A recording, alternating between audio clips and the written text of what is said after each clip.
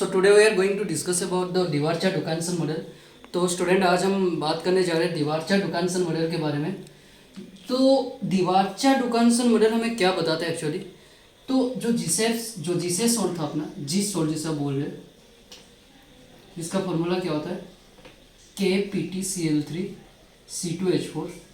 तो इनके बॉन्डिंग का और स्ट्रक्चर के बारे में डिवार्चा-डुकान्सन मॉडल बताता है। तो सबसे पहले तो इस जिसॉल्ट के बारे में कुछ बातें जानते हैं। तो जिसॉल्ट जो होता है वो एक 16 इलेक्ट्रॉन वाला कॉम्प्लेक्स होता है। सबसे पहली बात तो 16 इलेक्ट्रॉन है, तो ऑब्वियसली आपको पता ही होगा कि ये स्क्वायर प्लानर कॉम्प्लेक्स ही होगा। तो अगर मैं इसका बात करूंगा स्ट्रक्चर के बारे में, तो यहाँ पे प्लैटिनम सेंट्रल एटम होता है, तीनों क्लोरीन इस तरह से अटैच होकर रहते हैं और एक एल्कीन वाला बॉन्ड यहाँ पे अटैच होकर रहता है। यहाँ अगर मैं प्लैटिनम का ऑक्सीडेशन स्टेट की बात करता हूँ तो प्लैटिनम +2 ऑक्सीडेशन स्टेट में लाई करता है। प्लैटिनम क्यों +2 ऑक्सीडेशन स्टेट में लाई करता है, अगर आप निकालना चाहोगे तो मान लीजिए जिसका भी ऑक्सीडेशन स्टेट आपको निकालना होता है उसको x मान के मैं जा रहा हूँ। तो x है तो तीनों क्लोरीन, तो हर एक क्लोरीन का चार्ज का एक क्लोरीन का चार्ज का कंट्रीब्यूशन कितना होता है -1 होता है, तो 3 क्लोरीन का कितना होगा -3 होगा। और आप ये जानते हो अच्छी तरह से कि जब भी कोई भी पाई बॉन्ड के थ्रू में मेटल के साथ अगर डायरेक्टली अटैच है तो उसका फॉर्मल चार्ज कंट्रीब्यूशन 0 होता है। पाई बॉन्ड या फिर लोन पेयर के थ्रू में अगर कोई जुड़ा है मेटल के साथ तो उसका जो फॉर्मल चार्ज की कंट्रीब्यूशन वो 0 होता है। तो इस वजह से यहाँ पे क्या होता है ना, ये 0 कंट्रीब्यूशन हो गया तो -3 हो गया, तीनों क्लोरीन है और बाहर में आपका क्या भाई K+ है। तो ऑब्वियस ही बात है कि यहाँ पे क्या हो जाएगा, सॉरी -1 में लिख सकता हूँ क्योंकि कॉम्प्लेक्स के ऊपर चार्ज मुझे कंसिडर करना है। तो ये तो कॉम्प्लेक्स के बाहर चार्ज क्या है माइनस है, तो x = -1 + 3 कितना हो गया +2 का बराबर। दैट मीन्स यहाँ पे क्या है प्लैटिनम जो है वो +2 ऑक्सीडेशन स्टेट में लाई कर रहा है। और थर्ड बात क्या है कि यहाँ पे प्लैटिनम 2 + +2 ऑक्सीडेशन स्टेट में लाई करता है। डायमैग्नेटिक होता है। डायमैग्नेटिक कैसे होता है वो मैं आगे बताऊंगा आपको। तो इतने बातें तो आपको ध्यान से समझना है। 16 इलेक्ट्रॉन कॉम्प्लेक्स होते हैं, स्क्वायर प्लानर होते हैं, प्लैटिनम +2 ऑक्सीडेशन स्टेट के अंदर लाई करते हैं और ये डायमैग्नेटिक होता है। तो आइए समझते हैं पहले कि जिसॉल्ट का स्ट्रक्चर क्या है एक्चुअली। तो चलिए पहले समझते हैं जिसॉल्ट का स्ट्रक्चर क्या है एक्चुअली। तो सबसे पहले जो जिसॉल्ट का स्ट्रक्चर के बारे में मैं आपको बताऊंगा तो वो ही होता है कि जब भी आप बोलो KPtCl3C2H4 के बारे में जब आप जिक्र करते हैं तो सबसे पहले तो आपको दिमाग में ख्याल आना जरूरी है कि जो ये कार्बन है, सबसे पहले मैं क्या करूंगा ये C2H4 के बारे में एक्सप्लेन करता हूँ पहले। तो C2H4 को मीथीन ही बोलते हैं, अल्कीन भी बोलते हैं, तो उसका नाम मीथीन ही होता है। तो इसके अंदर क्या होता है ना पाई बॉन्ड फॉर्मेशन होता है। लेकिन पाई बॉन्ड कैसे फॉर्मेशन होता है वो पहले दिखाऊंगा। पहले तो आप जानते हो पाई बॉन्ड फॉर्मेशन होने से पहले सिग्मा बॉन्ड फॉर्मेशन होता है, उसके बाद पाई बॉन्ड फॉर्मेशन होता है। तो सबसे पहले सिग्मा बॉन्ड कैसे फॉर्मेशन होते हैं यहाँ पे देखो, यहाँ पे कार्बन है, यहाँ पे कार्बन है, इनके बीच में ओवरलैपिंग हो गया तो यहाँ पे एक सिग्मा बॉन्ड का फॉर्मेशन हो। ठीक उसी तरह ये उसका ऑर्बिटल है, ± लिख सकता हूँ मैं इसको। और यहाँ पे क्या करते हैं ना जो हाइड्रोजन है वो ओवरलैपिंग कर जाता है, हेड ऑन ओवरलैपिंग कर जाता है। इसमें क्या होता है आपका तो जो हेड ऑन ओवरलैपिंग होता है हाइड्रोजन का, तो यहाँ पर भी क्या हो रहा है ना भाई सिग्मा बॉन्ड का फॉर्मेशन हो रहा है, यहाँ पर भी क्या हो रहा है ना सिग्मा बॉन्ड का फॉर्मेशन हो रहा है। हाइड्रोजन ओवरलैपिंग करेंगे तो यहाँ पर भी क्या हो रहा है सिग्मा बॉन्ड का फॉर्मेशन हो रहा है, मतलब कार्बन कार्बन के बीच में और कार्बन हाइड्रोजन के बीच में। हाँ और एक बात ध्यान रखना हमेशा, यहाँ पे जो 4 हाइड्रोजन होते हैं वो परपेंडिकुलर होता है, वो प्लेन में नहीं होते, that is out of plane होता है, प्लेन में नहीं होते। मतलब 2 हाइड्रोजन यहाँ पे वेज में होते हैं, वेज का मतलब आप समझते होंगे ऊपर होते हैं, इस तरह से हम दिखा सकते हैं वेज को, इस तरह साइन से दिखा सकते हैं।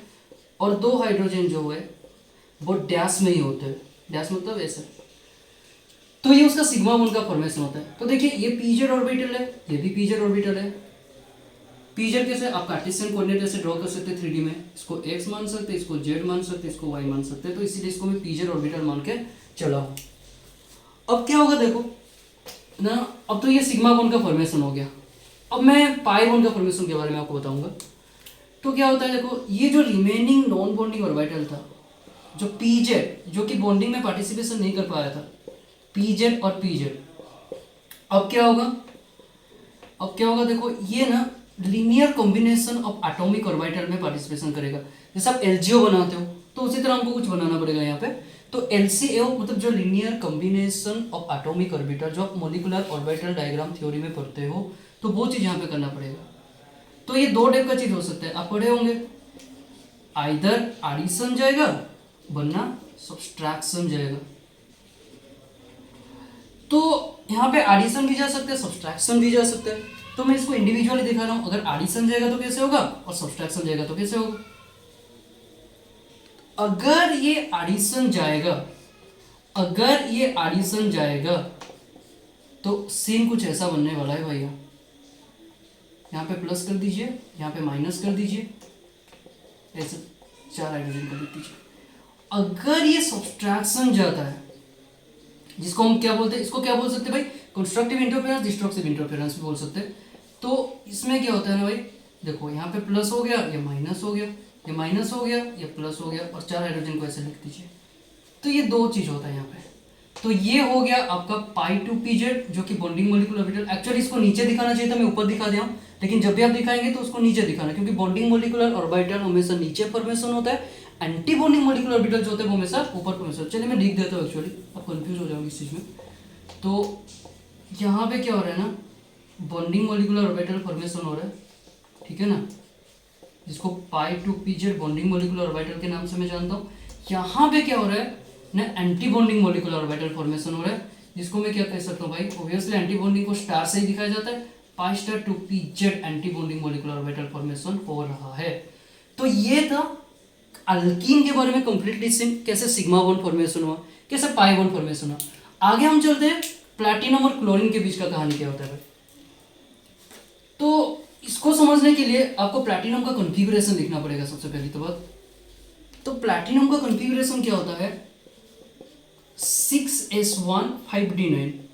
ऑब्वियसली 5d का मेटल है प्लैटिनम, तो d ऑर्बिटल हम यहाँ पे बनाएंगे 1 2 3 4 5 बना सकते हैं। तो 5d हो गया, ये 6s हो गया और 6p हो गया।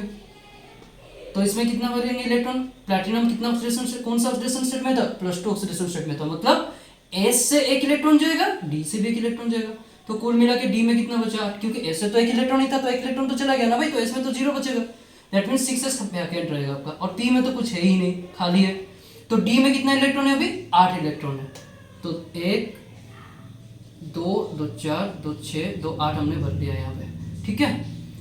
तो अब मैंने आपको बताया था कि हाँ, और एक चीज बताना मैं भूल गया एक्चुअली, कि प्लैटिनम जो +2 ऑक्सीडेशन स्टेट के अंदर होता है, तो इसमें क्या होता है, स्क्वायर प्लानर कॉम्प्लेक्स बनाता है वो। तो स्क्वायर प्लानर कॉम्प्लेक्स की जो हाइब्रिडाइजेशन होता है, आप लोग सब पढ़े होंगे हाइब्रिडाइजेशन में, जिसका होता है DsP2। इसका मतलब ये हुआ, यहाँ पे तो एक वैकेंट डी ऑर्बिटल है, यहाँ पे S है और यहाँ पे तीनों P है, मतलब सॉरी तीनों P में से एक P तुम्हारे वैकेंट कर दूंगा मैं, क्योंकि यहाँ पे ये क्या बना रहे, कोऑर्डिनेशन नंबर 4 बना रहे, तो स्क्वायर प्लानर बना रहे भाई, और स्क्वायर प्लानर का मतलब कोऑर्डिनेशन नंबर 4 ही होता है। अगर ये कोऑर्डिनेशन नंबर 4 है मतलब DsP2 हो गया इसका हाइब्रिडाइजेशन। अब 5d में कितना इलेक्ट्रॉन है भाई, देख लीजिए, 1 2 3 4 5 6 7 8 इलेक्ट्रॉन हो गया। अब क्या होता है सिंह भाई, देखेंगे हम। अभी जो प्लैटिनम होता है ना, ये जो प्लैटिनम होता है एक्चुअली, ये क्या करता है, एक्चुअली प्लैटिनम क्या करता है कि जो प्लैटिनम होता है वो ना एक्चुअली ऐसा सीन करता है कि हाँ, यहाँ पे एक चीज आपको ध्यान से समझना जरूरी है कि जो 3 क्लोरीन माइनस आयन है वो ना क्या करते हैं ना, जो प्लैटिनम 2+ का वैकेंट DsP2 हाइब्रिड ऑर्बिटल होता है, जो वैकेंट DsP2 हाइब्रिड ऑर्बिटल के साथ क्या करेंगे,